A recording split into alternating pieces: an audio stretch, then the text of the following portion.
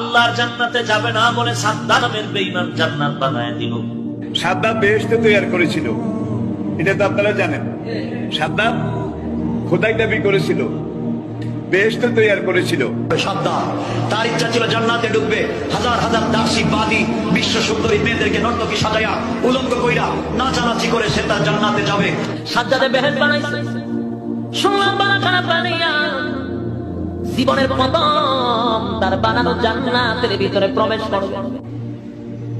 26 বছর আগে বলেছি সাদ্দাতের কাহিনী মিথ্যে। এখন পর্যন্ত কোন মায়ের বেটা বলে না কেন যে সাদ্দাতের কাহিনী সত্য। সাদ্দাতের কাহিনী সত্য তো দূরের কথা, কাহিনী কোথায় আছে এটাই পাবে না খুঁজে। সত্য তো বহু দূরের কথা, সাদ্দাতের কাহিনী আছে কোথায় এটাই জানা নাই।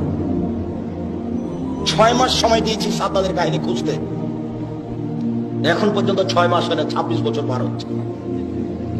মানে খুঁজেই পায় না আছে কোথায়।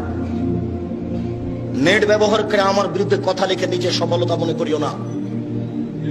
মানুষের বদনাম করে, মানুষের গীবাত করে, কথা কেটে কেটে আগে পিছে বাদ দিয়ে একটু কথা লিখে দিয়ে নিজেকে শিক্ষিত মানুষ মনে করো না। এইভাবে পরকাল হারায় না, ভুল কথা। ওলি সাহেব নিজে কিছু জাতির সামনে বলতে শিখুন, মানুষের পিছনে লেগেছেন কেন? নিজে জাতির সামনে কিছু বলতে শিখুন।